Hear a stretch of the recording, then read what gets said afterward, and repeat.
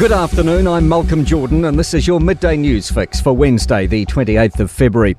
News Hub is set to close at the end of June. Staff of the Warner Brothers Discovery News Service has been told the news in a meeting this morning. A 25-year-old man has been arrested and charged with murder over a death in the Kaianga Ora property in Auckland's Mount Albert. Emergency services were called to a disorder incident on Hare Anaway on Monday afternoon, finding 2 people with injuries. Reid Etherington has more. One person died at the scene while the other man was taken to hospital and then initially arrested for assault. The man will appear via an audio-visual link in Auckland District Court today.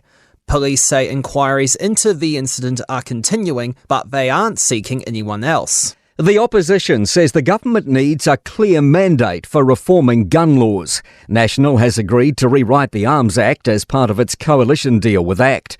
Associate Justice Minister Nicole McKee says they're starting from scratch with nothing off limits, including changing the licensing regime and bringing back the semi-automatic guns used in the Christchurch terror attacks. Labour leader Chris Hipkins says the ban on semi-automatic weapons was passed almost unanimously by Parliament. I think David Seymour was the only member of Parliament to vote against it. So if the new government go back on that, it's effectively a classic case again of the tail wagging the dog, which we're seeing quite a lot of. Meanwhile, Labour is criticising the government's decision to sit under urgency to pass a bill to scrap the Māori Health Authority. Associate Health spokesperson Penny Henare says it's inappropriate. The taonga that our tupuna have fought so hard for, and many members in this House, in particular on this side of the House, have fought so hard for, could be gone by lunchtime today. Belief that Christchurch Airport has made the right call in pausing work on a second airport in central Otago.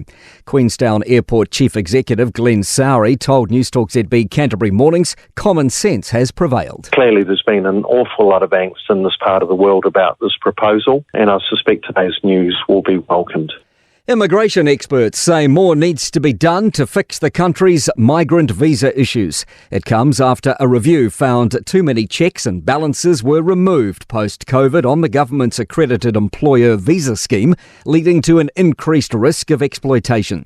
Principal consultant and owner of immigration firm Into New Zealand, Katie Armstrong, told Mike Hosking the findings could have been predicted. They're in the process of fixing it. It's definitely not fixed, which is why you're still seeing stories coming out of the woodwork. Definitely steps have already started. We're seeing a bit of a swing. Spark is reporting an almost 5% drop in first half net profit. Falling revenue was slightly offset by the sale of cell towers. Countdown Dunedin South is back open this morning after being closed for 18 days due to rats in the store. No rat has been spotted for 48 hours. To sport, a blow for the Black Caps ahead of the first cricket test against Australia, with Devon Conway ruled out due to a thumb injury suffered in the T20 series. Recently discarded batsman Henry Nicholls has been called into the squad as batting cover. Erling Haaland has scored 5 goals in a virtuoso performance as Manchester City demolished Luton Town 6-2 in the 5th round of English football's FA Cup. And a lengthy spell on the sidelines awaits Crusaders prop Tamaiti Williams and first 5 Rivers Reihana, both expected to be out until the bye in April. I'm Malcolm Jordan. That's your latest news fix. We'll be back with the next update at 5 p.m. from the Newstalk ZB newsroom.